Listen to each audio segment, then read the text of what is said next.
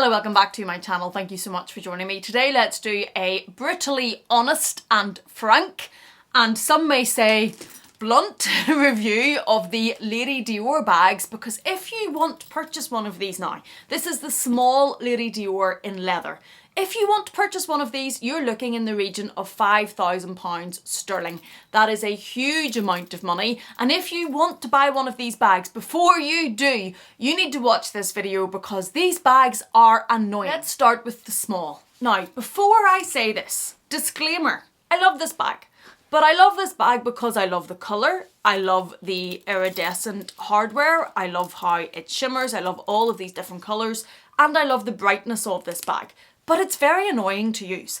And if you love one of these bags and you want one of these bags, my genuine opinion is that you have to love the bag so much that it's an icon, that it's a bag that you want to use and have in your collection, and you have to be able to get over all of the quirks or the annoyances that this bag has. You need to look at it and love it that much that you don't mind the annoyances. You're going to forget them. That's where I am at with this bag. That's also where I'm at with the mini capucines. Also an annoying bag, but beautiful. But you do need to know if you're going into this that it's a little bit fussy to use. Now, I have the small size and the mini size. Those are the bags that I'm going to talk about particularly today. They do come in larger sizes, but I don't have one of those. For me, this is a hand carry bag. This did come with a crossbody or shoulder adjustable detachable strap, and it does have the beautiful hardware also here that is iridescent. When I bought this bag, I was comforted by the fact that it had the crossbody strap, and I was thinking, that means I can wear this crossbody. I like to wear crossbody. I can be hands-free if I need to be. Not the easiest bag to use crossbody. I have never used this bag crossbody, despite my love affair with crossbody bags. And there are a couple of reasons for that. The first is these handles. This is the way the handles sit. So if you're wearing this bag crossbody, the handles don't go down flat across your body. They sit like this if you try to put them down. That's annoying. It does not give a nice silhouette. It does not sit close to your body. It is not something that's easy as a crossbody bag. If I were to wear it crossbody, I would probably just keep the handles up, and I will try these on and show you mod shots of this on me crossbody with the strap. The handles will just be up against your body. So you'll effectively have the bag sitting with the handles up and the crossbody strap rather than them going down and sitting close to you. That is the first thing you need to be aware if you're wearing this crossbody. The second thing is, and this is personal, but I don't actually think the silhouette of this bag from the small size up, and the mini is this one. The mini is quite small. There is a nano underneath that, but it's tiny and does not fit a phone. This one fits a phone and is actually a usable bag. It looks a little bit better crossbody, although again, I'll talk about that bag. But the silhouette of this bag, I don't think is made to be worn crossbody. I don't think it looks as well as it can look being worn crossbody. I think it's a handheld bag.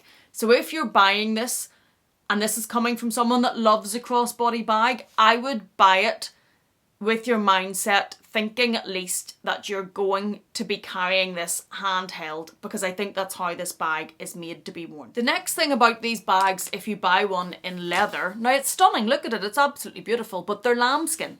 And that means the leather is beautiful, the leather is soft, it feels beautiful, but they're going to get marks and they're not going to be the most hard wearing bags. I do not think that I would buy a Lady Dior bag as an everyday bag to use. I don't particularly think that's where their strengths lie. I don't think that's particularly what they're designed for. And I think if you were to use this as an everyday bag, it would start to look quite worn quite quickly, and I do think it would be quite fussy. You will see larger ones of these starting to look slightly out of shape. Mine has been worn, but has not been worn a huge amount of times. I do have the privilege of having quite a few bags to rotate, so this has not got that level of use. But I am very well aware, and I was aware when I bought it, that it is lambskin. It's soft lambskin. Mine is a bright colour, so you're going to see marks on it. and I didn't buy it as an everyday bag. You will get corner wear on these. Now mine does have feet. They do come with feet on the small sizes up, but I still think you'll get some wear on the corners, even though this bag will not be sitting directly on the ground. The leather is just that soft. I think you're going to see that wear. You can see on mine on the bottom, there are a couple of marks. It's pretty hard to pick up, but they almost look like something's actually rubbed against it, or maybe my nail, but there are a few marks on the leather underneath here. Now, I'm obviously never going to be looking and inspecting my bag at the bottom, and it's certainly not going to make me not use it, but it is something to be aware of, that the leather is very soft. Also, if you're someone who gets very upset with signs of wear, where these are, they will mark each other. Now, the plastic is off mine. You can keep the plastic on, although that can oxidize and mark your metal. But where they all lie on top of each other, you're going to get little marks on them, and they're going to cause natural little scratches. If you look, you probably won't be able to see it, but on the ring of mine, where it holds the charms, there are little marks where they've been sitting. That's not something I even look at or notice, but if you're someone that is very aware of marks on a bag, that might be something that annoys you, and I'm trying to be very thorough in the review that I give you. The same is going to be on these hardwares. You're going to get marks from use, and that's just something I think you need to be aware of and accept. The next thing about this bag that is maybe the most annoying thing when you come to use this bag is this. This flap. Now, I understand they used to have a zip, which was probably equally annoying, and the flap does obviously complete it. It makes it look very beautiful. It hides what's in here. It does provide some security. If somebody was going to pickpocket from one of these, it's hard enough for me to get my things out whenever I'm trying to, so it's not going to be easy for them to slip their hand in and lift whatever they want. But if you're using this bag, this is the way it will be, and you need to get this flap out of the way. You can see it's not the easiest, and with the handles still in the way, to get inside to use it. So this is not a bag that I think you can use for very quick ease of use. I don't think you're going to be able to carry this bag and quickly get in and out of it to get what you need. And while that has security precautions, it does make it that little bit more awkward and annoying when you use it, because you need to maneuver this in and maneuver this out. Do you see? To get what it is that you're looking for. Now, once you get inside of this, and this is the small, there's very good capacity. Here is my phone. My phone is the iPhone Pro, but you can see from the space in there that the Max from Apple would have no difficulty fitting in there as well. The Louis Vuitton Recto Verso, which is quite a bulky card holder, goes in without difficulty. Then I have my Dior card holder, which also would be kind of like a key holder. You could definitely get your keys in here as well. Then if we have a flat card holder, just to show you that there's no difficulty getting things in here.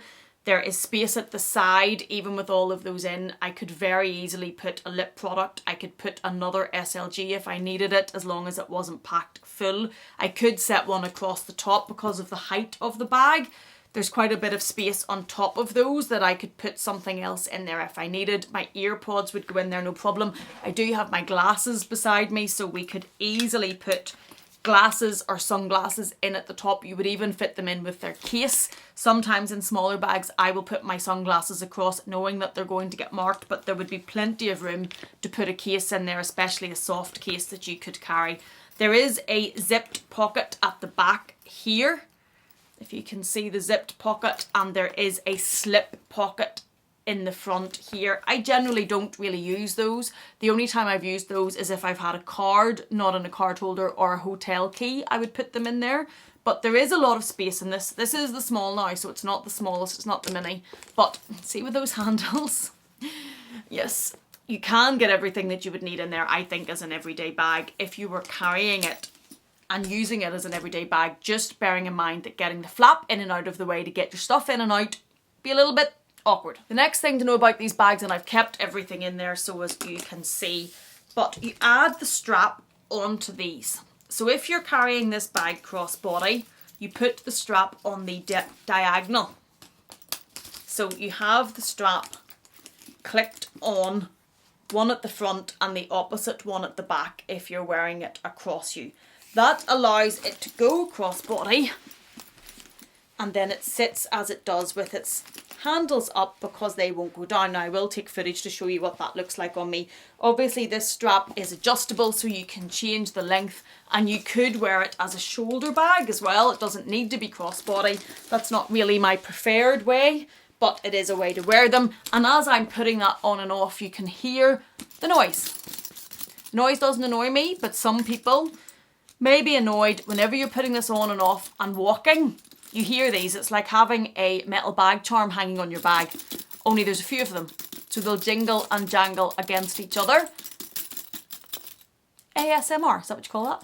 And that might be annoying for some people. So just be aware of that, because when you walk, the motion of your walk does make these move if it's on your body, and you will hear them. Not so much I don't find when I'm carrying it handheld, which is the way I've used this bag. But you can see, I'm looking even on this one, you can see little marks on mine here, and that's one that doesn't have the Dior logo on it, hanging from it, I mean here, and even that one has little marks, so it's going to happen. Now if we take a look at the mini, equally annoying, but stunningly beautiful. The mini is probably my favourite size. Probably because I don't buy these bags as everyday bags, so I don't need the capacity that the small one has. I was drawn to the colour of that and the hardware. I do like it handheld, but my preference is probably this. I just love smaller bags. It's very cute. It still fits what I need. It's still annoying, and I'll tell you about that, but it's very, very cute. And for me, this is very much a moment. I could see myself buying more of the mini before I could see myself buying more of the small. And it's because I would probably be taking this out and not as an everyday type bag.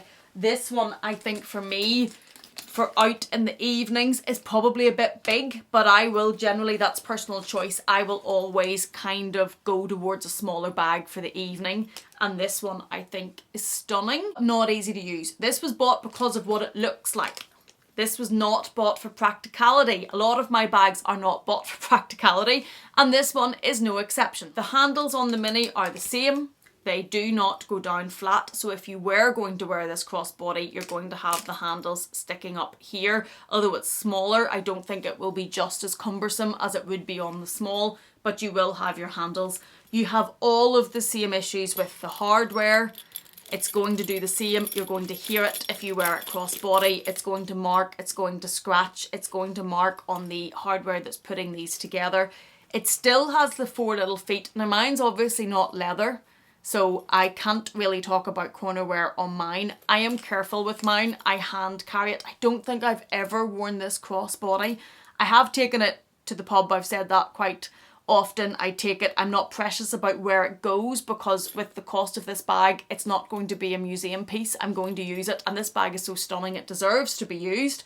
But that does mean there could be sequins coming off it. Now that's not going to be an issue for a lot of people buying these bags, because I don't think many people are going to be buying the sequenced versions, but it's something I need to be aware of. If you had the leather version, you're going to have to be aware, similarly as the bigger one, that it's going to get corner wear, and it can, if you ever see some of these that have been used quite a lot, they can get out of shape. The mini has the same layout in that it has this leather piece across the top. Equally annoying. Especially in the smaller version, there's not much space to get your, there's not much space getting your hand in there, getting the leather out, especially whenever your items are in it, which I will show you. This one doesn't have the flap pocket at the front, but it does have the zip pocket at the back, and then it has an open space on the inside. I can still fit, if I show you what we had, this is the iPhone something Pro, again not the Max. The Max, the Pro lies across it. I don't know if you would get the Max in that way, but you would get the Max. You see? It's quite awkward. No, you wouldn't. The Max comes up. This is the Pro, and you can see where that sits. So if you had the Max of the iPhone, you are probably going to have to try and maneuver it in maybe diagonally. I'm not actually sure you're going to fit the Max in, because I'll show you how the Pro is. If I didn't have my jewellery on, you can see that I wear a really big, stunning pink ring here. It's probably going to be easier to get things in and out, but I'm not going to take my jewellery off because it's hard to get in and out of a bag. The bag's going to have to try and work with my jewellery on. Here again is the recto verso. Now this doesn't have my things in, so imagine if it had my cards in, it's going to be a little bit more fulsome and take up a little bit more space. If we were trying to put the Dior one in again, which would be the equivalent of keys, I can squeeze those in while they're empty. I am not going to be able to squeeze those in if the Dior one had keys in it, or if the recto verso was full, especially the way that I use it with all of my cards. So if they had everything in, take one of those out. I think it would be quite a squeeze to get your things in if you were using it. You're not going to be able to set the equivalent of the Dior card holder on the top as well. You could set keys on its own in there. You could probably get a 4-ring key holder in there because they're a little bit slimmer. You'll easily get a flat card holder in. That will go in without difficulty. And you could, let me see, where's the glasses? If we're imagining a pair of sunglasses, you can set them across the top. You can get your glasses atop and then put the little flap in. So it does hold for a mini bag quite a lot. It holds definitely phone, as long as it's not a massive phone, key holder, card holder, sunglasses across the top, and a lip product. Probably AirPods as well, as long as you're willing to set it in and Tetris it in. Now that I've showed you those in, if we want something out, this is how you would be doing it. Okay, so we'll take the glasses out, and then we would be having to hold the flap up with your hand down in between there's your phone, and then putting that back in. So you can see it's not the easiest to get in and out of. It is stunning, absolutely beautifully stunning, especially in the smaller version. I think probably my favourite, but not the easiest bag to use and can be annoying.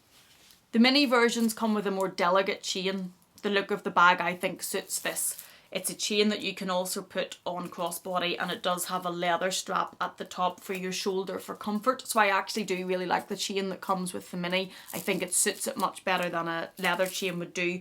You wear it the same way. If you're putting it crossbody, you put them on also to here like this, and then the bag can easily go crossbody if that's the way that you choose to wear it. If you're wearing a sequence bag crossbody, please of course be aware of the wear to the sequence.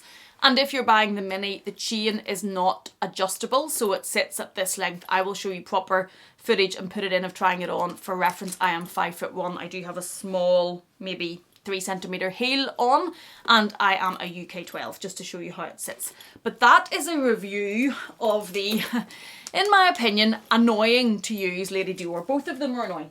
I think both sizes. Maybe if you go much bigger, it becomes a bit easier, but I think both of these are annoying. I do love them though, and I'm not selling either of these. I think they're stunning bags. I love using them to carry them and the look of them. I don't love using them for the practicality of getting things inside and out. It's the same as the mini capucines. Very, very similar how I view using these. Neither is easy. If you're buying these, I think my opinion would be because you absolutely love the bag and you want the bag, and it's not about practicality and it's not about easily getting your things in and out. It's about the look of the bag and the shape of the bag and the colour and the texture. Beautiful. But just if you're buying one, bear this in mind as a little warning first about what they can be like to use, so you're fully informed before you spend that level of money.